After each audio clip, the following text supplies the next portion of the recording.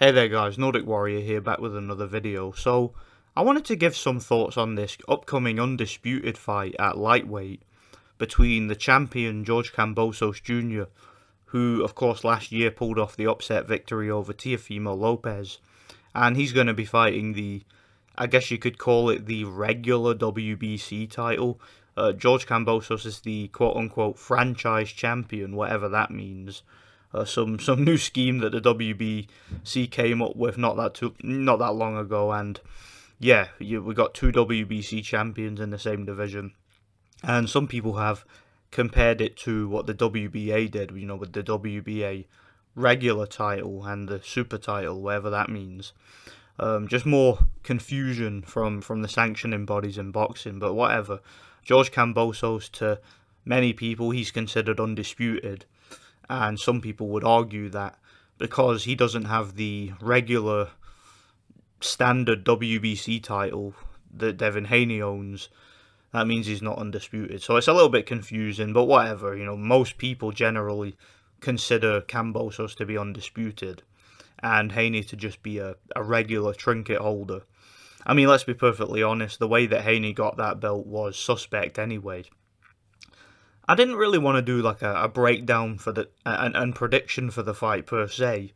I just wanted to give some passing thoughts on it, because these are not two fighters that I've really looked at very closely. Neither one of these guys, in my personal opinion, really interest me as fighters. I've never been a big fan of George Kambosos. I've never found him that entertaining, and I don't particularly rate him as a fighter.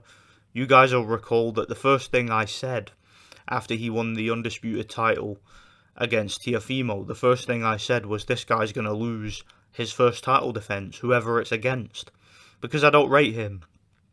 And that might offend some people, but whatever. I always felt whoever he fought, whether it was Haney, whether it was Lomachenko, whether it was Teofimo in a rematch, or whether it was Ryan Garcia, or any of those guys, I always felt whoever it was, George Kambosos would lose, but I digress.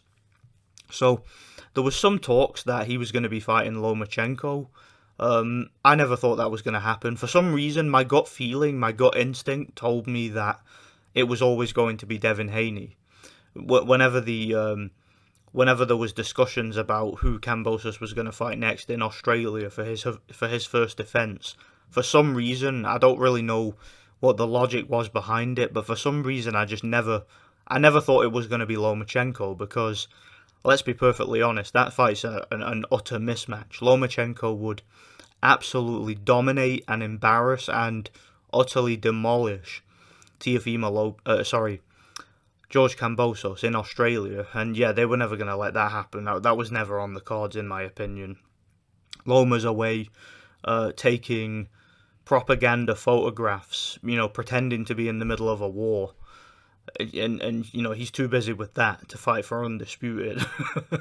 That's basically, he's like the main character from the Hunger Games. That's what Loma's up to right now. So yeah, he's too busy getting dressed up in his army uniform and taking some well-produced photos, pretending to be in the middle of that war to go through with the fight. So yeah, that's how that fight never materialized. But I'm rambling here. How do I see this fight? Now, I was on a live stream the other night, I believe it was last night as I record this, with Thunderdome, Anthony from Thunderdome Boxing Talk, great channel. And also on the panel with us was Delboy, Blue Collars Sports TV, another great channel. Go subscribe to both of those guys if you haven't already. And we were talking about this fight. We were talking about Kambosos, and more specifically, we were talking about Devin Haney. And both Delboy and Anthony pointed out some interesting things about Haney. Anthony was pointing out how the WBC said, the WBC's president, Mauricio Suleiman, said in an interview that, and he was talking to Bill Haney. It was kind of one of them like Zoom calls or whatever, some online hangout, and he was talking to Bill Haney and some other people, and he said to Bill Haney in these exact words, "We supported Devin ever since his amateur days." And Delboy basically pointed out, like he was saying, how exactly can a sanctioning body, a professional boxing sanctioning body support a fighter from his amateur days? Like, what's that all about? And I don't believe that Mauricio Sulaiman or anybody that works for the WBC has ever elaborated on those comments.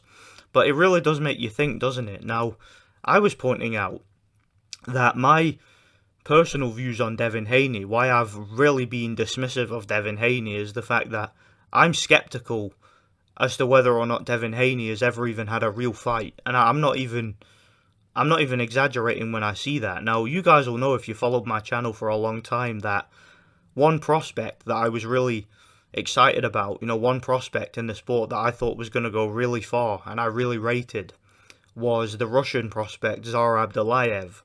I always thought ever since his early fights that guy was a legit prospect. I really rated him. And Zara Abdullayev was, of course, the guy who Devin Haney fought in order to obtain his WBC title. They basically, I believe it might have been for the interim title, I don't remember, but it was some sort of WBC title. And he fought Zara Abdullayev. And I was pointing out how Zara Abdullayev, who I know has good boxing skills, good fundamentals, a good guard, good head movement, great stamina, has a lot of heart, has gotten up to win fights, gotten up off the canvas to win, has come from difficult adversity in the ring to come back and win by knockout. The kind of fighter who's got levels to his game. He can really step up the plate when he needs to. And when he went in there with Devin Haney, the dude just quit. He just quit on his stool for no reason. Like, yeah, he had a bloody nose or whatever because he stood right in front of Haney and took a few jabs, and he just quit on his stool. When Jorge Linares fought Devin Haney, he had ample opportunity in that fight to get Devin Haney out of there. He hurt Devin Haney every time he landed clean, but it looked to me like as if he let him off the hook, if you know what I mean, and I'm not alone in that. And when you take into consideration that the fact that they literally just took the belt off of Lomachenko, and let's not forget the WBC. The WBC have done this before, right? You remember when Julio Cesar Chavez Jr. was sort of being built up, and the WBC wanted to, because they had a vested interest, because I believe the WBC's president at the time, Jose Sulaiman, who was the late father of the new president, Mauricio Sulaiman, he was connected in some way with Julio Cesar Chavez, and I believe he was Julio Cesar Chavez Jr.'s godfather or something like that. And what he ended up doing was manipulated the whole situation to get Julio Cesar Chavez Jr. ranked, despite the fact he didn't beat any significant contenders and just didn't deserve to be ranked to fight for the world title. And what he essentially did was, because he knew that Sergio Martinez who was the champion at the time, he was the lineal champion of the Division 2, I believe, and he was far too dangerous for Chavez Jr. So what they did was, they decided to say to Sergio, listen, we're going to take the belt off you, and we'll give you some sort of distinction. Back then they called it the Diamond title. They made him the Diamond champion. And they took the belt off him and basically gave it to Chavez Jr. And the fight that sort of was Chavez Jr.'s initiation, where he fought for the vacant title that they took off of Martinez, he fought a German guy called Sebastian Zabik, and they robbed the guy. Sebastian Zabik beat Chavez Jr., clearly beat him, and lost a majority decision, I believe it was, and they gave Chavez the title. So the WBC have done this before. They did the exact same thing with Devin Haney. They took the belt off of Lomachenko, they gave it to Devin Haney, and Devin Haney's opponent just flat out didn't even come to win. He didn't even come to fight, didn't even try, he just quit on his stool for no reason. And when you take that into consideration with the fact that the WBC have openly admitted now that they supported Devin Haney from his amateur days, and Del Boy was also making the point that, and I agree with him, by the way, he was making the point that the WBC supporting Devin Haney from so early on doesn't really make a whole lot of sense, that if you're just looking at it from a financial perspective, because Devin Haney doesn't really generate a lot of interest. He's not an exciting fighter at all. He's not an exciting personality at all. And he doesn't have a fan base, right? Barely anybody even shows up to his fights. Like, he's not a draw, right? He's not a pay-per-view guy, he's not a particularly big ticket seller. So it's not as if they have a financial incentive for Devin Haney to become their champion. It's as if there's more than that. And that was what Del Boy was insinuating. Like, why... He was insinuating that the WBC clearly have big plans for Devin Haney, and they, for whatever reason, are rooting for him. They, for whatever reason, are in his corner, because Devin Haney has never had any sort of real trial in his career. He's had a lot of fights, but he's basically had everything his own way. He's been given the advantage. And it just seems to me like there's a real interest in him politically in boxing. And that's why I can't really break down this fight. I'm not going to take the time to look at Kambosos and look at Devin Haney and really speculate on how this fight's going to go, because, to be perfectly honest, my gut feeling tells me that this is just going to be an initiation for Devin Haney. And I'll tell you what's going to happen. This is what's going to happen with this fight, right? So Devin Haney's fighting in Australia, right? It's in Kambosos' backyard. That's going to be a major talking point for the fight, right? People are going to say, Devin Haney's going overseas to fight for Undisputed, to fight the champion in his backyard. It's a really, really courageous thing he's doing.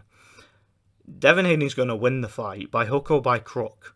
And for the next 10 years, or however long Devin Haney fights, all his fights are going to be in America, of course, from now on, or from that fight on. And we're going to hear non-stop about how Devin Haney's a road warrior, how Devin Haney fought in Australia, how Devin Haney won the world title in Australia, how he travelled to Kambosos' backyard to beat him, and he did so because he's a warrior, and that's what American fighters do, and that makes him pound for pound king. And we're going to have to hear that for the next 10 years in regards to Devin Haney. Ignoring the fact that Josh Taylor did the exact same thing 2 years before, or 1 year before, sorry. He did the exact same thing, ignoring the fact that Alexander Usyk did the exact same thing. Both of those guys went to their opponent's backyard, beat them to become undisputed. So, in hostile territory, so it's not like it hasn't happened before. And not only that, but I'm hearing that Top Rank even will have an option on Devin Haney should he win. They've apparently got a rematch clause and for both fights to take place in Australia. This whole situation just seems like a setup to me. I don't think we're going to get a real fight. George Kambosos doesn't strike me as a fighter who is going to be champion for very long. He never did. As far as his victory over Teofimo Lopez, I never thought much of Teofimo Lopez. Never rated Teofimo. And I was talking about this on the stream with Thunderdome and Blue Collar Sports TV. I was saying that the first thing I thought of, and the first thing I said pretty much when Teofimo got that win over Lomachenko was, we'll never hear about this guy at elite level again. He served his purpose, and his purpose was to be the guy who beat Lomachenko. He's never going to do anything since this fight. So, yeah, we haven't seen anything from Teofimo since that fight. So, yeah, I never thought much of Teofimo Lopez, never rated him as a fighter, and I wasn't overly shocked by him losing to Kambosos.